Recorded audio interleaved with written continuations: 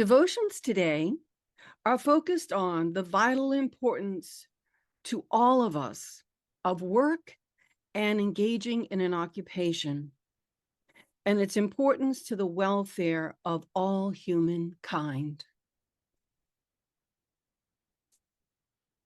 Bless thou, O Lord my God, the divine lote tree and its leaves and its boughs and its branches and its stems and its offshoots, as long as thy most excellent titles will endure and thy most august attributes will last. Protect it then from the mischief of the aggressor and the hosts of tyranny. Thou art in truth the Almighty, the most powerful. Bless thou also, O Lord my God, thy servants and thy handmaidens who have attained unto thee. Thou truly art the all-bountiful, whose grace is infinite. No God is there save thee, the ever-forgiving, the most generous. Baha'u'llah. From the Baha'i Daily Reading, April 6th. It is seemingly that the servant should, after each prayer, supplicate God to bestow mercy and forgiveness upon his parents. Thereupon God's call will be raised, thousand upon thousand of what thou hast asked for thy parents shall be thy recompense. Blessed is he who remembereth his parents when communing with God. There is verily no God but him, the mighty, the well-beloved. The Bab. The Promulgation of Universal Peace talks of Abdu'l-Baha. It must not be implied that one should give up avocation and attainment to livelihood. On the contrary, in the cause of Baha'u'llah, monasticism and asceticism are not sanctioned. In this great cause, the light of guidance is shining and radiant. Baha'u'llah has even said that occupation and labor are devotion. All humanity must obtain a livelihood by sweat of the brow and bodily exertion, at the same time seeking to lift the burden of others, striving to be the source of comfort to souls and facilitating the means of living. This in itself is devotion to God.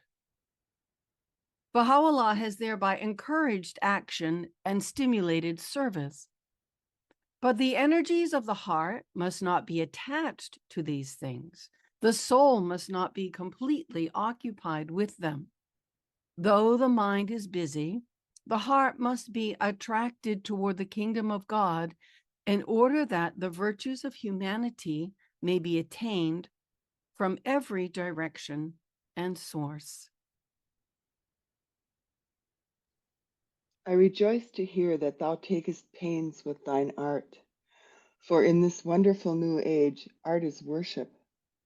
The more thou strivest to perfect it, the closer wilt thou come to God. What bestowal could be greater than this, that one's art should even be as an act of worshiping the Lord? That is to say, when thy fingers grasp the paintbrush, it is as if thou wert at prayer in the temple. Abdu'l-Baha. And in another passage, Abdu'l-Baha says, in the Baha'i cause, arts, sciences, and all crafts are counted as worship. The man who makes a piece of note paper to the best of his ability, conscientiously, concentrating all his forces on perfecting it, is giving praise to God. Briefly, all effort and exertion put forth by man from the fullness of his heart is worship. If it is prompted by the highest motives and the will to do service to humanity, this is worship, to serve mankind and to minister to the needs of the people. Service is prayer. A physician ministering to the sick gently, tenderly, free from prejudice and believing in the solidarity of the human race. He is giving praise. Abdu'l-Baha. It is enjoined upon every one of you to engage in some form of occupation, such as crafts, trades, and the like. We graciously exalted your engagement in such work to the rank of worship to God, the true one. Ponder in your hearts the grace and the blessings of God, and render thanks unto him at evening time and at dawn. Waste not your time in idleness and sloth. Occupy yourselves with that which profiteth yourselves and others. Hold ye fast unto the cord of material means, placing your whole trust in God, the provider of all means. When anyone occupieth himself in a craft or trade, such occupation itself is regarded in the estimation of God as an act of worship. And this is not but a token of his infinite and unpervasive bounty. It's from Tablets of Baha'u'llah.